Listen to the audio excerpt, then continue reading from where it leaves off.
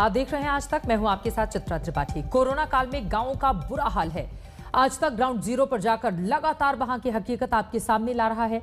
आज आपको कोरोना से बेहाल बिहार के ऐसे ही एक इलाके में लेकर चलेंगे। यहां की तस्वीर एक बहुत बड़े नेता को बेनकाब करती है। देखिए लालू परिवार के चुनावी क्षेत्र राघोपुर का हाल। आप खुद तय कीजिए कि स्वास्थ्य सेवा के नाम पर इस इलाके से उन्होंने कितना इंसाफ किया है। ये मेरे दरवाजे पर टंगा हुआ है, सप्ताह में एक बार आती है इन्हें। परेशानी झेलना पड़ता है हम लोग के यहाँ से।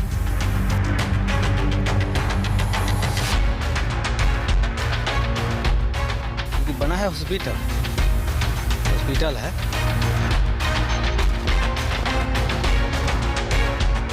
हॉस्पिटल के लिए बना गया था, तो इसमें अभी बन गया है, मगर इसमें न डॉक्टर आता है न कोई भी।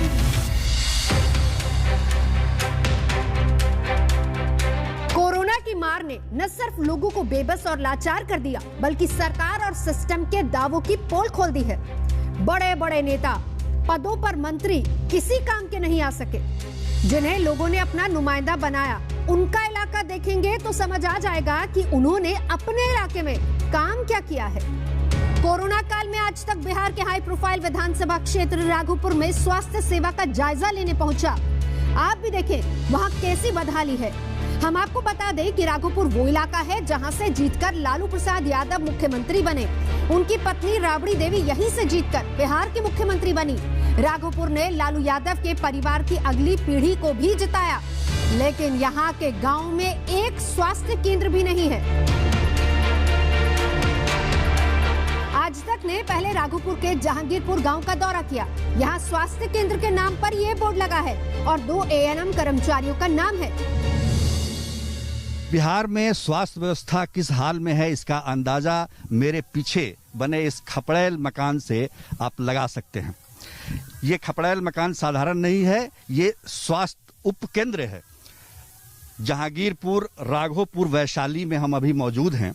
राघोपुर वो इलाका है जहां से प्रतिपक्ष के नेता तेजस्वी यादव चुनाव जीतते हैं।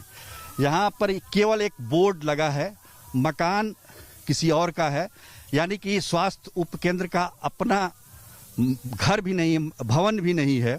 हम कई जगहों पर गए जहां पर भवन तो बने हुए थे लेकिन डॉक्टर नहीं थे।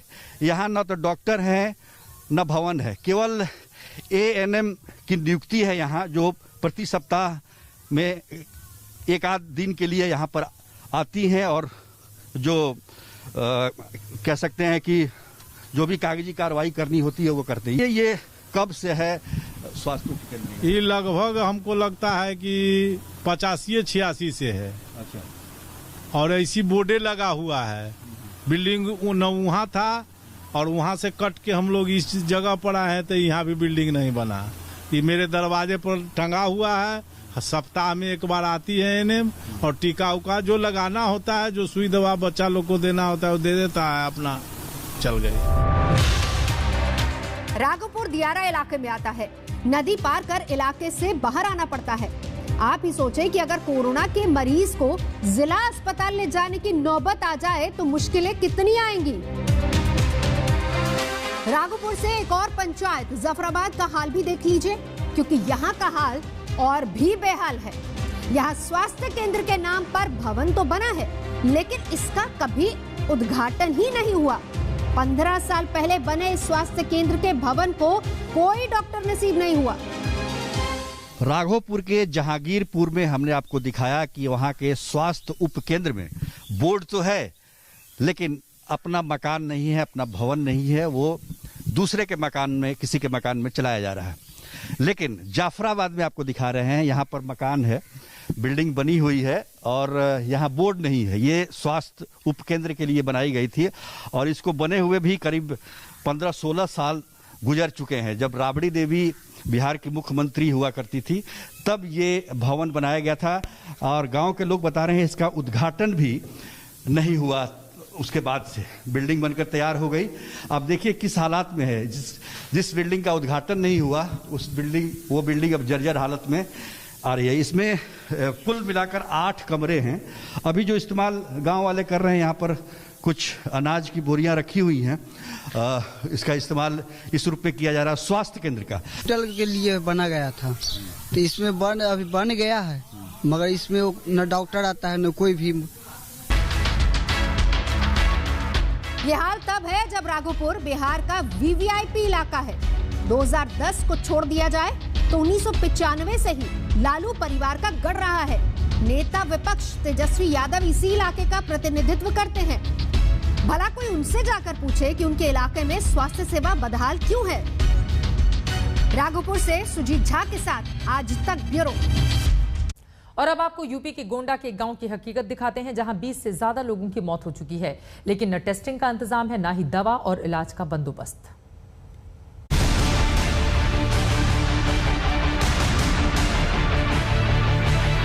कोरोना की दूसरी खौफनाक लहर ने जब महाराष्ट्र में कोहराम मचाया तो राज्य सरकार ने लॉकडाउन का ऐलान कर दिया। मजबूरी में एक बार फिर मजदूरों का पलायन शुरू हो गया, लेकिन अनजाने में ही इस पलायन के बाद सैकड़ों मील दूर यूपी के गांव में मौत का तांडव मच गया।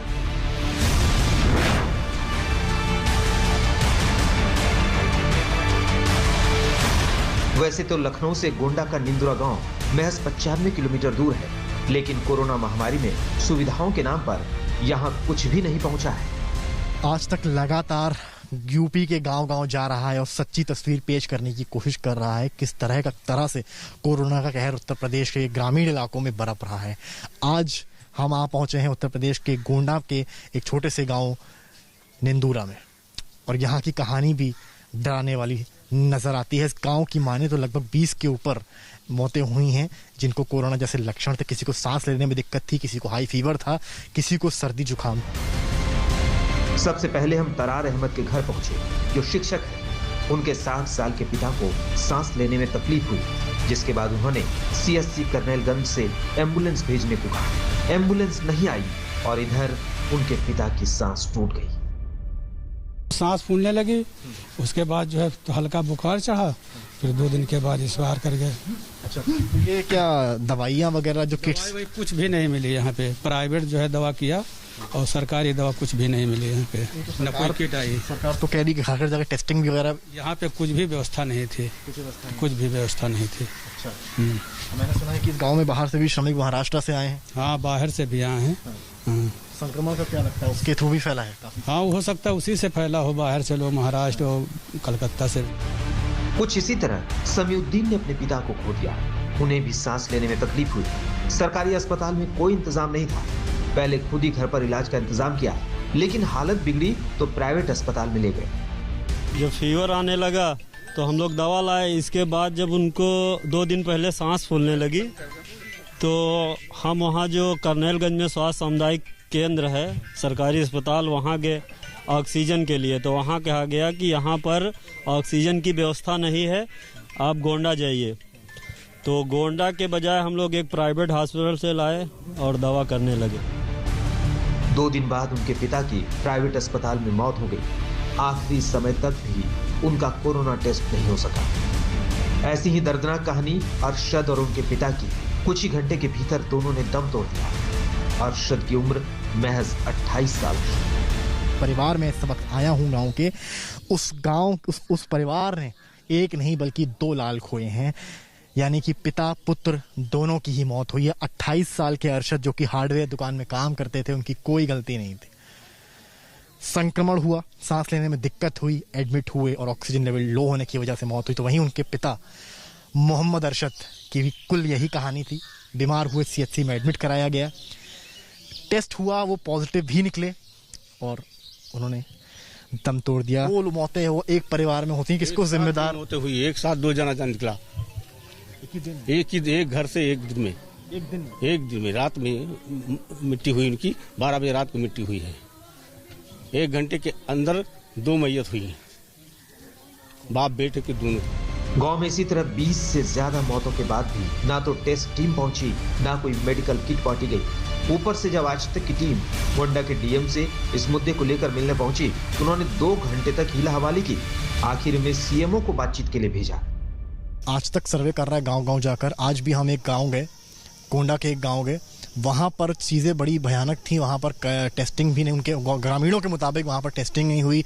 कितनों की बिना टेस्टिंग के मौत हो गई, किसी को सांस लेने में दिक्कत थी, कुछ हालांकि ऑन रिकॉर्ड पॉजिटिव पेशेंट्स भी थे जिनकी मौत हो गई। सर, ग्रामीण इलाकों में कैसे पहुँचेगी टीम? ग्रामीण इलाकों में ही टीमों का कवरेज है, और न केवल रैपिड रिस्पांस टीम बल्कि निगरानी समितियां भी बनी हुई हैं जो वहां जाती हैं उनके घरों में और उनको खोजती हैं, उनसे बात करती हैं, उनके तकलीफ़ों को जानती हैं। उसके हिसाब से मेडिकल किट का डिस्ट्रीब्यूशन दोनों टीम द्वारा किया जाता है। आज तक की टीम गोंडा के निंदूरा गांव में गई थी जो बेसिकली करनैलगंज पड़ता है, और निंदूरा गांव की तस्वीरें काफ़ी डराने वाली थी। ग्रामीणों के मुताबिक 22 के ऊपर मौतें उनकी हुई जिनको कोविड जैसे लक्षण थे, यानी कि किसी को सांस लेने में दिक्कत थी। और उन्होंने ये भी बताया आज तक कि कहीं पर मेडिकल किट नहीं पहुंची है, कहीं पर भी ये समिति वाला काम नहीं हुआ है। सर, कैसे डील करेंगे सर? ऐसा नहीं है। अगर आप कहते हैं तो हम उसका पता करवाएंगे और समुचित कार्रवाई करेंगे। आखिरकार सीएमओ ने कबूल किया कि अब भी कई गांवों तक सरकार के ट्रेसिंग, टेस्टिंग और ट्रीटमेंट का फॉर्मूला जमीन पर दिखाई नहीं देता है। समर्थ श्रीवास्तव, गोंडा, आज तक। लंबे चौड़े राज्य में महामारी के बीच स्वास्थ्य सुविधाओं की मांग अब गांव-गांव में होने लगी है। इसे पूरा करने के दौरान उत्तर प्रदेश ने कुछ रिकॉर्ड भी बनाए हैं। यूपी अब कोरोना का सबसे ज्यादा टेस्ट करने वाला राज्य बन गया है।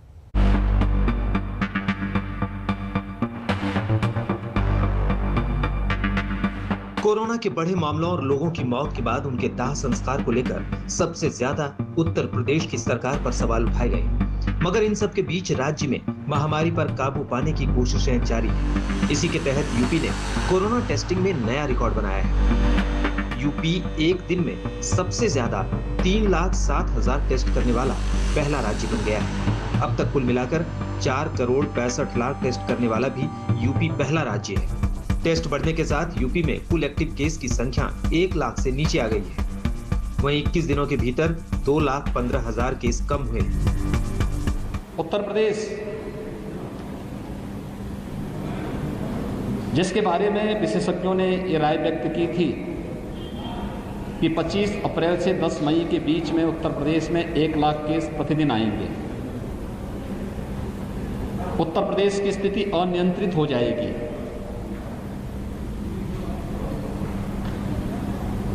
उसे सफलतापूर्वक आज नियंत्रित किया गया है। योगी सरकार के मुताबिक नौजवानों को वैक्सीन की सुरक्षा देने के मामले में भी वो पहला राज्य बन गया है। उसने 18 से 44 साल की उम्र के 10 लाख नौजवानों का वैक्सीनेशन किया है।